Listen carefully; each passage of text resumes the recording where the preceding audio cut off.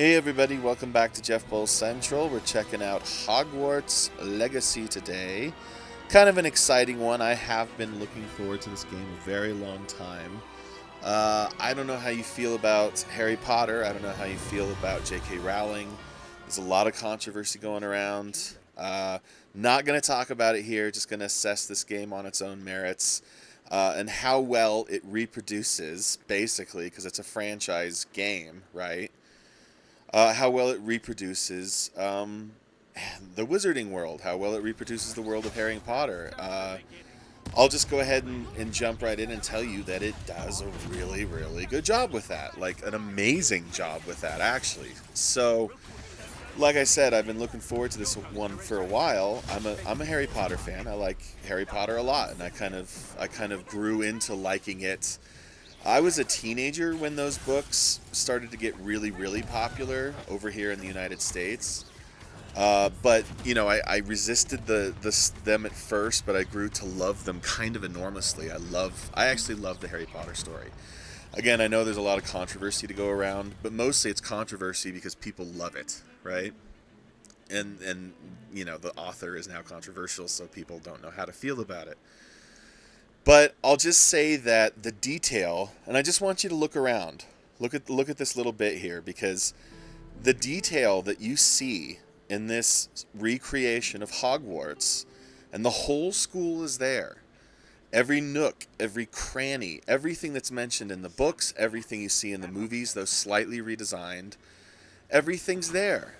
All your abilities, all the magic, everything that Harry and his friends and his mentors and his enemies could do, you can do, including cursing people, including incredible magic, including riding a broom, excluding Quidditch, however. It's the only frustrating thing about this game for me is there's no Quidditch. There's a lot to be said about not. I mean, they already have the broom mechanic. I don't understand. Just like throw in the actual game that goes with the broom. But I get it because there's a lot here. There's an enormous amount here. The storyline is kind of classic Potter, not really as good as the original storylines, but still pretty fun, pretty good Wizarding World story. And like I said, it functions very, very well as a video game experience, as a Harry Potter experience. I mean, this is better than the Wizarding World at Universal Studios, okay? This is like actually being in it. You get to be a student. You get to meet the ghosts. You get to meet Peeves here. It's so exciting. Like, I'm sorry, but I'm really enthusiastic for this game. Um, it is primarily an action game. Okay, so that means that it's not so simmy as some people really do want it to be. Like, I've been playing it, and Carrie, my wife, has been watching, and she's been fantasizing about it being more of a sim where you actually get to be a student instead of some badass, hyper powerful 15-year-old mage character who can, like, battle dozens of dark wizards and goblins at any time. My character was a she. The main character is a little OP, okay? Like, you can slaughter people, and it's not as difficult a game as I kind of wish it was, but I get that it has to be for all ages, so I'm not too frustrated with that. The only thing I will say about that is that every subsystem in the game, and there are many, and they all reflect Harry Potter. It's kind of beautiful. Every subsystem, from fantastic beasts owning and maintaining to anything from like potions making or spell learning. Oh man, every single subsystem is basically, or herbology, as the case may be, using Mandrake in battle, right? That's fun. Every subsystem supports the main system, which is to say the combat, and that is the main focus of the game. So if you're not super into an action version of Harry Potter, where the wand wielding is everything, because it kind of is, I mean, and not everything, because there's so much to discover. There's so much to explore. Not only did they fully detail Hogwarts, they fully detailed the Hogwarts region.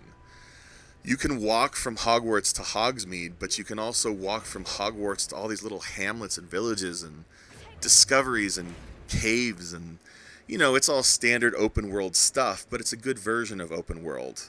You know, it's not going to change any minds if you're tired of open world standard stuff. It's not going to change your mind about that, but it's still a good version of it. Um, and so like I was saying, the subsystems only support the main system. So if you're looking for something that actually lets you feel like a Hogwarts student, you're going to be a little disappointed. But I don't think so. I mean, like everything minus Quidditch, everything that should be here is absolutely here. They've stuffed so much Harry Potterisms into this one game. It's kind of stunning. It's fascinating. If you know the movies, if you know the books, if you know the visual language, if you know the literary language of Harry Potter, it's here. It's just here and it's magnificent. Kind of in love with this game. Not gonna lie. Kind of totally in love with this game. So I'm gonna give Hogwarts Legacy a 9 out of 10. Very, very high score. Very, very good game. Okay? So don't play it if you feel the controversy is too much, but if you're so inclined, it's great. Hey everybody, do me a favor. This is my latest novel, Resurrection Mixtape. I wrote this thing over the COVID epidemic timeline. Uh, uh, so it's kind of jam-packed with all sorts of interesting ideas, but mostly it's about music. And love gone wrong, and there's some horrific elements, but it's also a very, very funny book. Oh, I don't feel like I'm as good at this as I want to be, but I sure try. Every every damn week of my life, I try for you, for a you, and that's a promise.